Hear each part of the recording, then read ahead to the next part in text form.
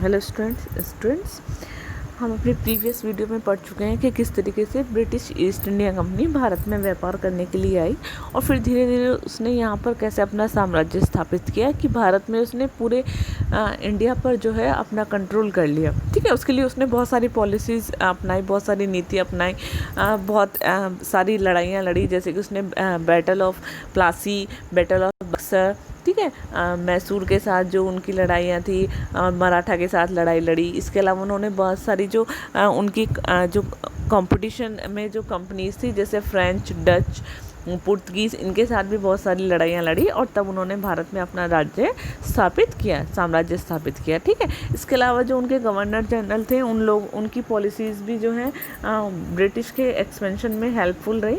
जैसे कि Lord Wellesley ने सब्सिडरी अलायंस जो है ये उनकी जो पॉलिसी थी वो जो बहुत ज़्यादा हेल्पफुल रही।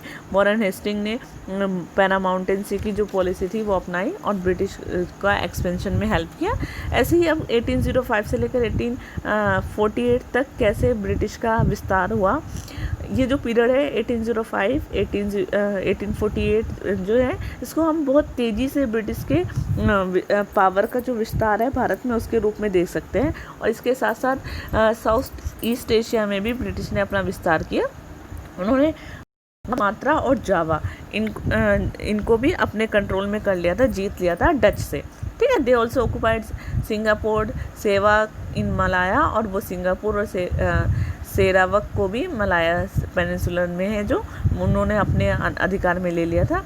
दीज कॉन्क्वेस्ट इस्टेब्लिश, और ये जो जीती उसने क्या किया था, इस क्षेत्र में ब्रिटिश की नेवल सुपरमेसी, यानी बेटा जो समुद्र के थ्रू जो व्यापार किया जाता है, ठीक है, उसमें जो है वो स्थापित कर दी थी और हेल्प किया था साउथ ईस्ट एशियन ट्रेड में। ठीक है, the kingdom of Nepal and Burma were also defeated, और जो बर्मा जिसको कि अब हम म्यांमार के नाम से जानते हैं, और नेपाल, इन राज्य को भी हरा दिया गया था और इनको फोर्स किया गया था कि इनकी टेरिटरीज़ को ब्रिटिश को सौंप दिया जाए।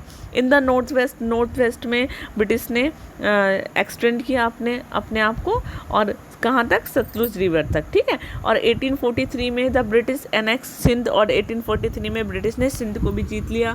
अब एनेक्सेशन ऑफ पंजाब, किस तरीके से पंजाब को उन्होंने अपने अधिकार में लिया। Among the few Indian kingdom that remain independent was Punjab, कुछ ही किंगडम में जो कि इंडिपेंडेंट थे उसमें पंजाब था। इट वाज रूल्ड बाय महाराजा रंजीत सिंह, और ये इसके शासक कौन थे, महाराजा रंजीत सिंह थे। He was on friendly terms with the British, और इनके ब्रिटिश के साथ बहुत अच्छे संबंध थे। ठीक है, और इन्होंने एक बहुत अच्छी स्ट्रॉन्ग आर्मी बनाई हुई थी।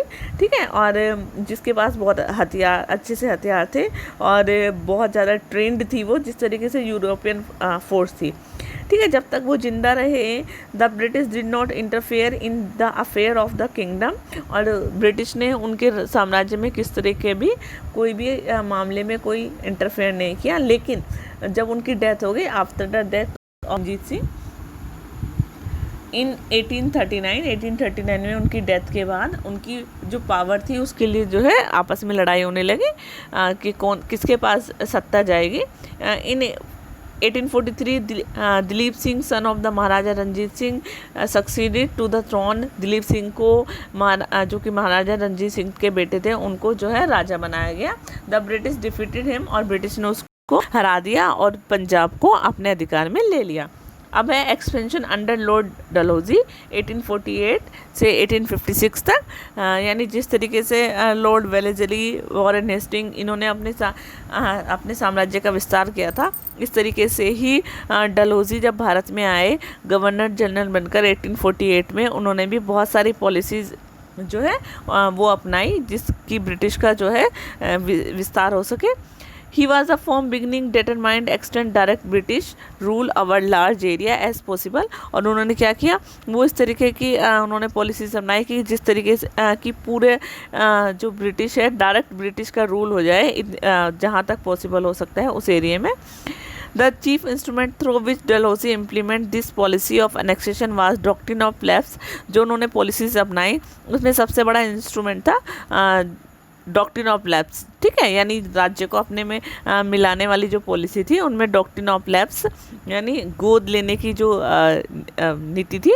इस डॉक्ट्रिन में क्या था, when the ruler of the protest state died, और जब किसी भी प्रोटेस्ट स्टेट का जो रूलर है वो बिना किसी नेचुरल के मर जाता था, ठीक है, यानी जब उसका कोई पुत्र नहीं होता था, his state was not pass to an adopted heir, और किसी गोद लिए हुए व्यक्ति को उसका जो है स्टेट नहीं सौंपा जा सकता था, ठीक है, as annexation by the old tradition of the country, ठीक है, यानी अगर देखिए इसको ऐसे समझिए बेटा, जब यानी किसी राजा का कोई पुत्र नहीं होता था, ठीक है, तो वो राज्य अपने आप ही ब्रिटिश के कंट्रोल में आ जाता था, ठीक है, इस तरह की पॉलिसीज थी वो। मैनी स्टेट, बहुत सारे स्टेट को इस तरह की पॉलिसीज़ के द्वारा ब्रिटिश ने अपने कंट्रोल में ले लिया था, जैसे कि 1848 में सतारा को, नागपुर और झांसी को 1848 में ही, सूरत को 1852, उदयपुर को 1853 में, संभल को 1850 में, मंडावी को 1850 में जो है ब्रिटिश ने इस पॉलिसीज़ के डॉक्ट्रिन के द्वारा अपने अधिकार में ले लिया था। Dalhousie also refuse to recognise the title of many ex ruler, और डलहौजी ने बहुत सारे जो रूलर थे, जो पहले राजा रह चुके थे, उनके टाइटल को रिफ्यूज़ कर दिया था, और उनको पेंशन देना भी जो है वो पेंशन भी नहीं दे रहे थे, ठीक है, जिनको पेंशन मिलती थी, ठीक है, उनको तो टाइटल को उनको, या जो राजा थे या जिनको पेंशन मिलती थी उनके टाइटल को उन्होंने रिफ्यूज़ कर दिया था। Thus the title of the Nawab of Carnatic and of Surat and Raja of Tanjore were extinguished, यानी जो नवाब के जो जो कर्नाटक के नवाब थे या जो सूरत के और तंजौर के राजा थे, उनको भी इस तरीके के अधिक टाइटल से उनसे छीन लिया गया था। अब है अवध को भी ब्रिटिश ने किस तरीके से अपने कंट्रोल में लिया था। Another pretext used to Dalhousie to territory India was misgovernment, और एक दूसरी जो तकनीक थी जिसके द्वारा ब्रिटिश ने बहुत सारी टेरिटरी को अपने कंट्रोल में लिया था, वो था किसी भी जो स्टेट पर उस पर कुशासन का आरोप लगाकर, ठीक है, जो नवाब वाजिद अली शाह थे उन पर उन्होंने मिसगवर्न का आरोप लगाकर, और जो वो सुधार करना चाहते थे उसको क्या कर दिया था, रिफ्यूज़ कर दिया था, ठीक है। His state was therefore enacted इन 1856, और बाद में 1856 में उनके स्टेट को उन्होंने अपने राज्य में मिला लिया। और इससे क्या हुआ, this create lot of unrest among Indian soldier in British army and most of them came from Awadh, और बहुत सारे जो इंडियंस, इससे क्या हुआ बेटा कि जो ब्रिटिश सेना थी उसमें क्या हुआ, बहुत ज़्यादा अशांति फैल गई थी, ठीक है, क्योंकि उनमें से ज़्यादातर जो अवध और उसके आसपास के जो वाले एरिया से, वहाँ से जो सिपाही थे वो आते थे, ठीक है, यानी उन्हीं आसपास के एरिया से सिपाही थे। दे रिवोल्ट अगेंस्ट द ब्रिटिश, और उन्होंने ब्रिटिश के खिलाफ जो है रिवोल्ट कर दिया, विद्रोह कर दिया, ठीक है। स्ट्रक्चर ऑफ एडमिनिस्ट्रेशन, अब ब्रिटिश ने किस तरीके का स्ट्रक्चर था, उनके प्रबंधन था। Once the British started annexation in India, they realized that they would have to enforce a proper system of administration to control the conquered region, यानी जब ब्रिटिश ने भारत में अपना एनेक्सेशन टेरिटरी को अपने अंडर में करना शुरू कर दिया, उनको अपने कंट्रोल में मिलाना शुरू कर दिया, तो उन्हें रियलाइज़ हुआ कि एक प्रॉपर एडमिनिस्ट्रेशन सिस्टम चाहिए इन जीते हुए क्षेत्रों को कंट्रोल में करने के लिए। उसके लिए उन्होंने क्या किया, बहुत सारी पॉलिसीज़ को इन टेरिटरीज़ में लागू किया, ठीक है। This policies were design to consolidate British rule in India, और ये पॉलिसीज़ किस लिए बनाई गई थी, भारत में ब्रिटिश के रूल को स्थापित करने के लिए। The welfare of common people was never a priority for them, और ये जो लोगों की भलाई का इसमें उसको प्रियोरिटी नहीं दी गई थी, ठीक है, यानी उनको प्रमुखता नहीं दी गई थी। थ्रू इट, इसके दौरान कंपनी क्या चाहती थी, increase its profit from trade में अपना प्रॉफिट चाहती थी। Increase the profitability of the territory in held in India, और जो टेरिटरी भारत में थी उनसे जो है अपनी उनको ज़्यादा प्रॉफिटेबल बनाना चाहती थी अपने लिए। Strength in its hold over India, पूरे इंडिया पर अपने जो है अपना कंट्रोल करना चाहती थी, ठीक है। The British divide territory they held in India into province, British ने जो इंडिया में टेरिटरीज थी उनको प्रोविंस में डिवाइड कर दिया। 3 प्रोविंस थी, ठीक है, बंगाल, बॉम्बे एंड मद्रास। सबसे पहले 3 प्रोविंस बनाई गई, इनको प्रेसिडेंसी कहा गया। This presidency was administrated by the governor, और ये प्रेसिडेंसी किसके द्वारा एडमिनिस्ट्रेटेड की जाती थी? गवर्नर के द्वारा। And with the governor general acting as the overall head, और गवर्नर जनरल जो था इसका पूरा हेड होता था, ठीक है। The district was looked after by the collector, और जो डिस्ट्रिक्ट थी वो कलेक्टर के द्वारा देखी जाती थी। ही सुपरवाइज रेवेन्यू कलेक्शन, और रेवेन्यू कलेक्शन का वो सुपरवाइज करता था, उसको देखता था। And the overall administration of the district, और डिस्ट्रिक्ट का पूरा एडमिनिस्ट्रेशन भी देखता था। Day to day administration was carried out by 4 agencies, और एडमिनिस्ट्रेशन जो था 4 एजेंसी में काम करता था। जैसे civil service for general administration, civil service क्या थी? जनरल एडमिनिस्ट्रेशन के लिए थी। आर्मी प्रोटेक्ट करती थी टेरिटरीज को। The British held in India, जो ब्रिटिश ने भारत में स्थापित की थी, ठीक है। The police to maintain law and order and ensure peace, police law and order जो है मेंटेन करके रखती थी और शांति बनाए रखती थी। जुडिशरी जो है न्याय व्यवस्था का काम देखती थी, ठीक है। नेक्स्ट है सिविल सर्विस।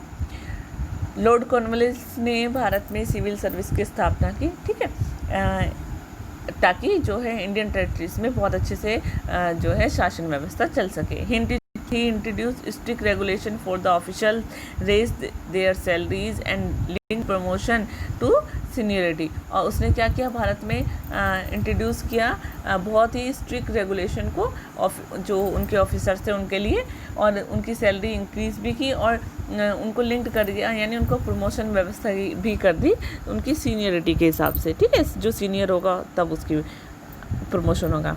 बहुत सारे जो ब्राइट यंग मैन थे वो इस तरीके से इस जॉब की तरफ उनके अट्रैक्टिव हुए। और to train young civil servant he set up Fort William college at Calcutta 1801 में। इन यंग जो लोग थे, यंग ट्रेनर थे, जो सिविल सर्वेंट थे, उनको ट्रेन करने के लिए फोर्ट विलियम कॉलेज कलकत्ता में स्थापित किया गया।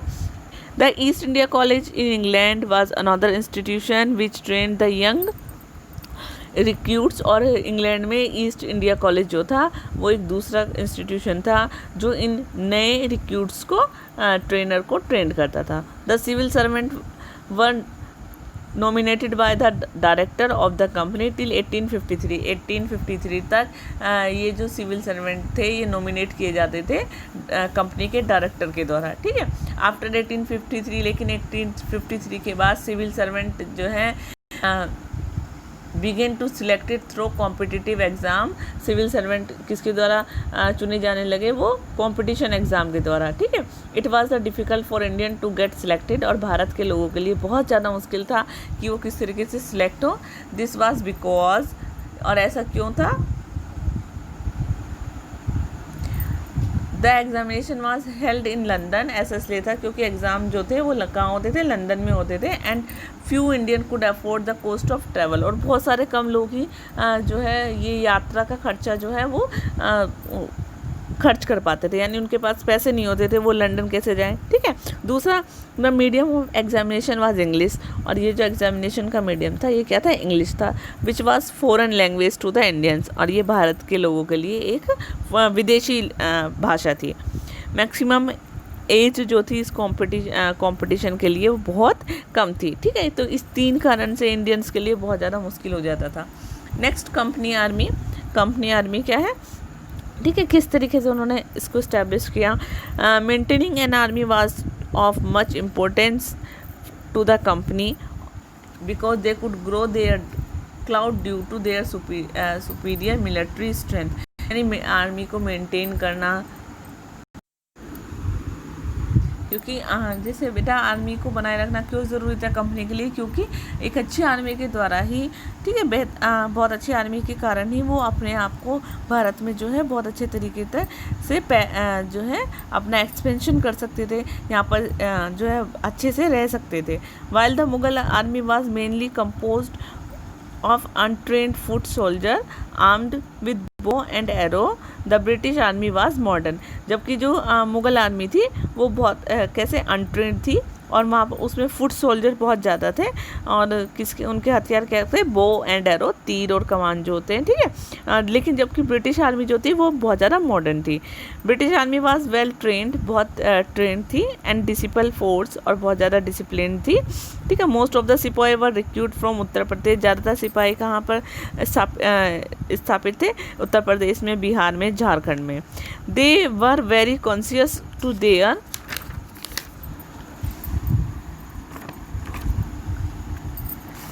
कास्ट एंड रिलीजियस डिफरेंस, और वो अपने कास्ट यानी अपने जाति और अपने धर्म को लेकर बहुत ज़्यादा कॉन्शियस थे। They were also paid regular salary, और उनको क्या है, रेगुलर सैलरी दी जाती थी। The word sipahi is anglicised version of Hindi word sipahi, और जो सिपाही है वो सिपाही जो हिंदी का सिपाही वर्ड है उसी का इंग्लिश जो है वर्जन है। Mughal emperors and nawabs were due to recruit soldier from farming families.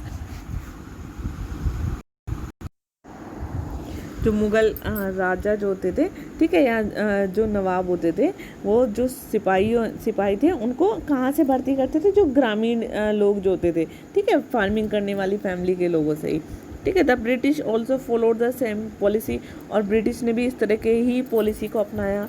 This was the period when gunpowder and gun started to replace bow and arrow, और ये वो टाइम था जब बो और एरो को रिप्लेस करके गन पाउडर और गन स्टार्ट कर दी गई थी। नई टेक्नोलॉजी से जो है the new technology of warfare necessitated change in the way of army and maintaining and train, नई टेक्नोलॉजी लाई गई थी, ठीक है, जो है लड़ाई लड़ने के लिए आर्मी को मेंटेन किया गया था, ट्रेन किया गया था।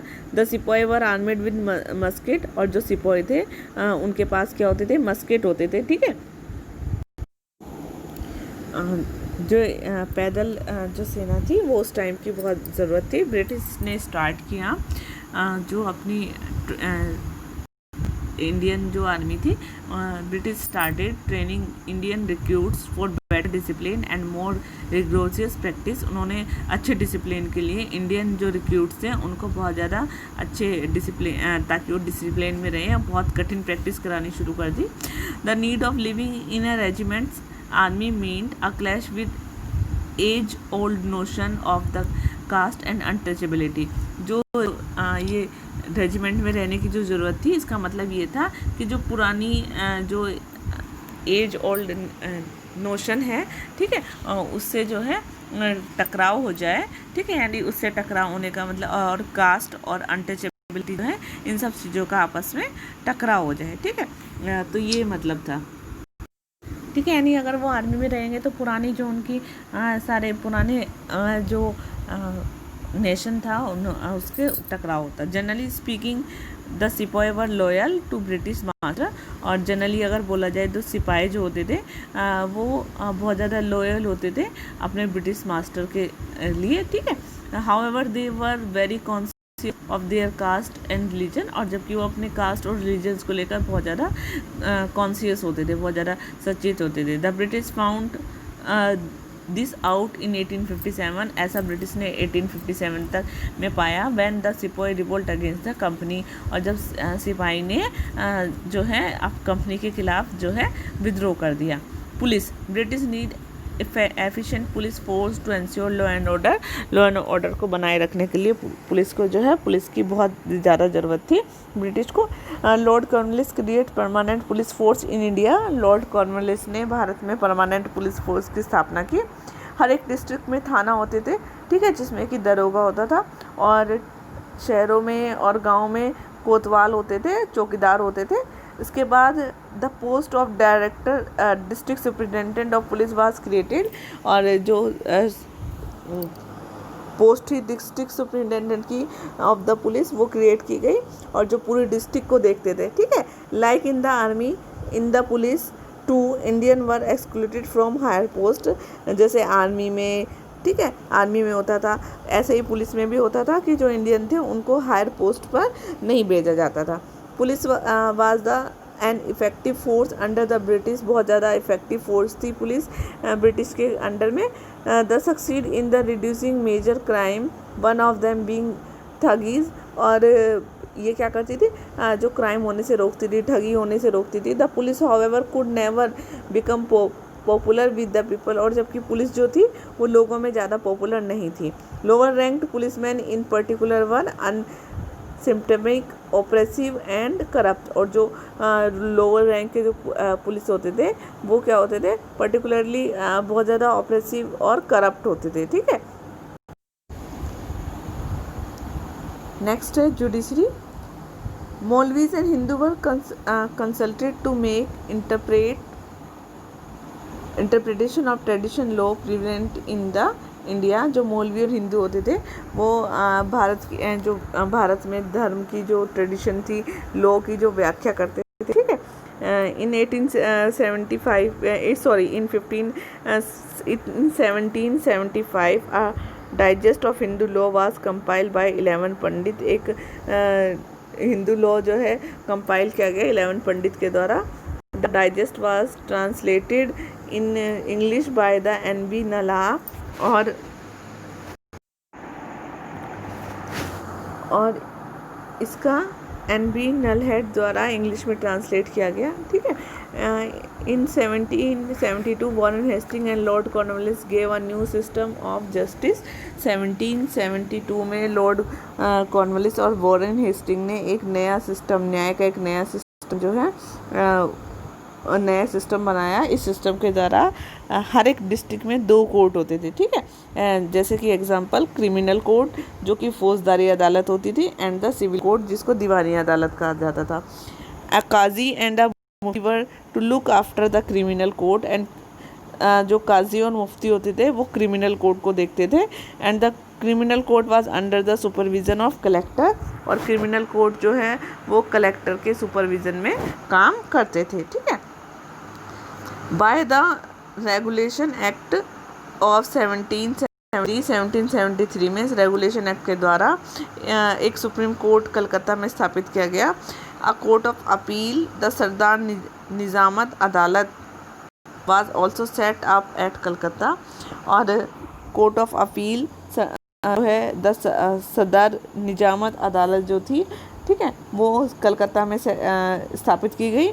1778 में code of Muslim law was also compiled, जो है कोड ऑफ मुस्लिम लॉ था वो कंपाइल किया गया।